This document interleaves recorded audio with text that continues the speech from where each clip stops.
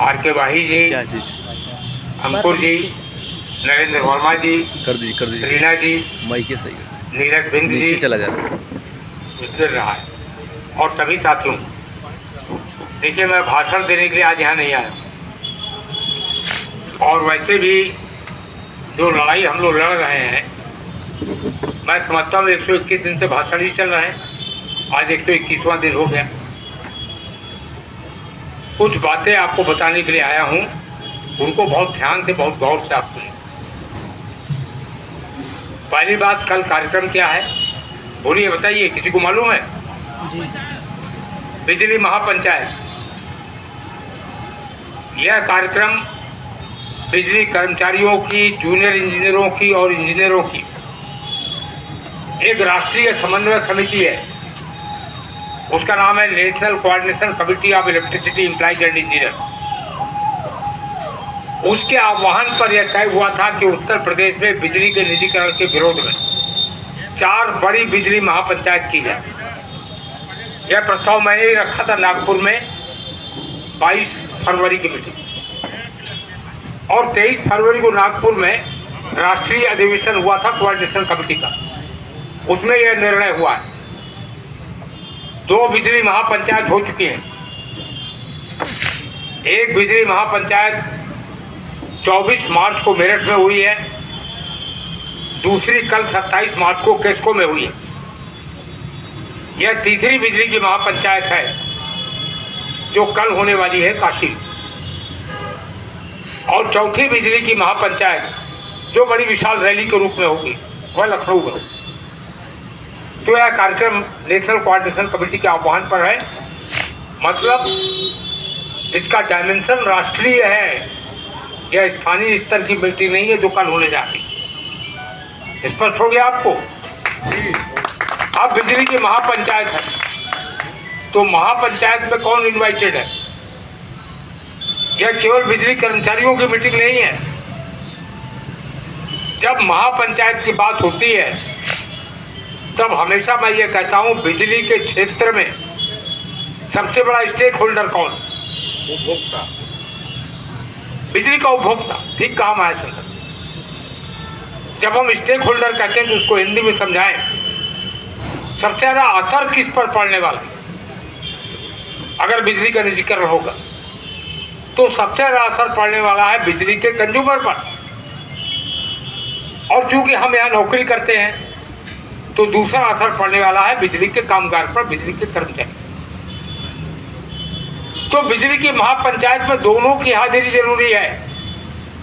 इसलिए कल सुबह जब आप मॉर्निंग वॉक पर निकले, ना निकलते हो, रात को देर तक अपने मित्रों से बात करते हो, तो आप जिसको भी बुला सकते हैं उसको इस महापंचायत के लिए निमंत्रण दें। दूसरी बात यह है, आपसे निवेदन कर दीजिए।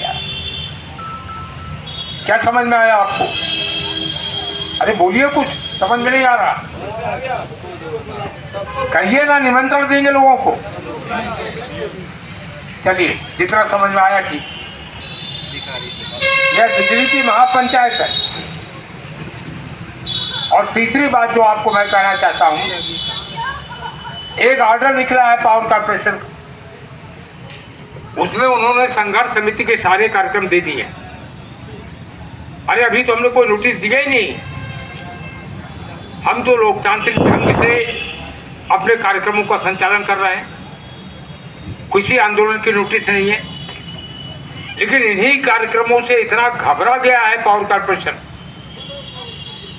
कि पावर कॉर्पोरेशन ने एक सर्कुलर निकाला है, और उस सर्कुलर में कहा है कि 24 मार्च को ये होगा, 27 मार्च को ये होगा, 29 मार्च को ये होगा, और 9 अप्रैल को लखनऊ में रैली होगी। लिखा है उसमें, और लिखा है जो इन कार्यक्रमों में जाए उसको नौकरी से निकाल दिया जाए। यह वैसा ही है जैसे सूबे के ऊर्जा मंत्री कह रहे हैं कि अब एक ट्रांसफार्मर फूकेगा तो एक अफसर फूकेगा। उसी तरीके की हरकत है। अगर मीटिंग में आने से बिजली के कर्मचारियों को निकाला जा रहा है तो मैं विनम्रता पूर्वक यह पूछना चाहता हूं उत्तर प्रदेश की सरकार से पूछना चाहता हूं, उत्तर प्रदेश के ऊर्जा मंत्री से पूछना चाहता हूं कि उत्तर प्रदेश में लोकतंत्र बचा है कि नहीं बचा है। चौथी बात, यह बिजली की महापंचायत कहां हो रही है? कुछ नहीं बोल पाते आप, पता ही नहीं आपको कहां हो रही। काशी में। अरे बोलिए, आवाज बंद है आप लोगों की, एकदम थक गए क्या? नहीं नहीं सर, थक गए तो छोड़ दे आप लोग। मैं पूछ रहा हूँ कहाँ हो रही है, आप कुछ बोल ही लिए हैं, कहाँ हो रही? यह बिजली की महापंचायत वाराणसी में हो रही है। वाराणसी का महत्व क्या है बता दिया उन्होंने। वाराणसी का महत्व यह है कि भारत के प्रधानमंत्री की यह कॉन्स्टिट्यूएंसी है, लोकसभा की, उनकी संसदीय कॉन्स्टिट्यूएंसी है। तो जब काशी में हम आए हैं बिजली की महापंचायत करने के लिए, तो इस महापंचायत के जरिए हम पीएमओ का दरवाजा भी खटखटाने जा रहे हैं कि इस खतरे को महसूस किया जाए कि बिजली का निजीकरण रोका जाए। कल यह भी मांग हम रखने जा रहे हैं एक प्रस्ताव के माध्यम से कि प्रधानमंत्री प्रदेश के लिए, देश के लिए, और न उसकी चिंता हो तो कम से कम काशी के निवासियों के लिए बिजली के निजीकरण के इस सारी प्रक्रिया को निरस्त करें प्रधानमंत्री। कल यह भी हम अपने प्रस्ताव में पारित कर लिया। मैंने कहा राष्ट्रीय आयाम है क्योंकि पूरे देश के लोग, कोऑर्डिनेशन कमेटी के लोग यहाँ हैं, लेकिन राष्ट्रीय आयाम इस दृष्टि से भी है कि यह बिजली की महापंचायत माननीय नरेंद्र मोदी जी के संसदीय क्षेत्र में हो रही है। इस दृष्टि से भी इसका महत्व है। अब पांचवी बात, कई लोगों के दिमाग में यह बात है, वह कहते हैं कि चेयरमैन साहब तो कह रहे हैं, मंत्री जी तो कह रहे हैं, उन्होंने विधानसभा में कहा मंत्री जी ने कि निजीकरण हो जाने पर कर्मचारियों की सेवा शर्तों पर कोई असर नहीं पड़ेगा। अगर उनके कहे पर हम विश्वास करके चले तो बहुत पीछे जाने की जरूरत नहीं है। 5 अप्रैल 2018 को ऊर्जा मंत्री के साथ एक लिखित समझौता हुआ। अभी आप कह रहे हैं, मैं लिखित समझौते की बात कर रहा हूं। 5 अप्रैल 2018 को एक लिखित समझौता हुआ है कि उत्तर प्रदेश में बिजली का कोई निजीकरण नहीं किया जाएगा। आप उनके कहे हुए पर भरोसा कर रहे हैं, लिखे हुए पर क्यों नहीं कर रहे हैं भाई? उन्होंने लिख के दिया है बिजली का निजीकरण नहीं किया जाएगा, और क्या कर रहे हैं? बिजली का निजीकरण कर रहे हैं। यह समझौते का उल्लंघन है कि नहीं है? बिल्कुल है, बिल्कुल है। फिर भी आप उन पर भरोसा करेंगे? नहीं करेंगे। 6 अक्टूबर 2020 को दोबारा समझौते में वही भाषा लिखी गई है कि उत्तर प्रदेश के ऊर्जा क्षेत्र में कहीं पर भी किसी भी प्रकार का बिजली का निजीकरण नहीं किया जाएगा, और फिर भी बिजली का निजीकरण कर रहे हैं। और आप भरोसा कर रहे हैं कि ऊर्जा मंत्री कह रहे हैं कि किसी की सेवा शर्त पर कोई असर नहीं पड़े। और अगर बिजली के ऊर्जा मंत्री और बिजली के चेयरमैन उन्हीं की बात पर भरोसा करके हमें चलना है, तो माननीय ऊर्जा मंत्री जी ने, बड़े दुख के साथ मैं इस बात को कह रहा हूं, माननीय ऊर्जा मंत्री जी ने तो विधानसभा में यह भी कहा है कि बिजली के कर्मचारी चोर हैं इसलिए हम निजीकरण कर रहे हैं। अगर उनकी बात को हम मान के चल रहे हैं तो क्या ये भी मान लेंगे कि हम चोर हैं? बोलिए ना, बोलते क्यों नहीं आप? बड़ा चोर है। आपका आक्रोश तो मुझे दिखाई नहीं दे रहा कहीं। गली गली में शोर है, ऊर्जा मंत्री चोर है। गली गली में शोर है, ऊर्जा मंत्री चोर है। मैं समझता हूँ आप थक गए हैं, लेकिन मैं बिंदुवार बोल रहा हूँ, ज्यादा बोल ही नहीं रहा हूँ। वो पॉइंट बता रहा हूँ जो पॉइंट आपको नहीं बताए गए। ऊर्जा मंत्री की बात पर भरोसा करें तो उन्होंने तो यही कहा ना, बिजली के कर्मचारी चोर हैं। चलिए भूल जाइए, वह दिसंबर में कहा था। ऊर्जा मंत्री ने तो कल कहा है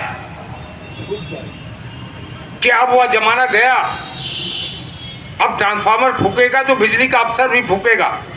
इसी को सच मान लें? अगर उनकी बात को सच मान रहे हैं तो इसी को सच मान लें। नहीं, अभी पीके दीक्षित जी बोल रहे थे और मुझे भी इसकी जानकारी मिली है, कल मैं और खुलासा करूं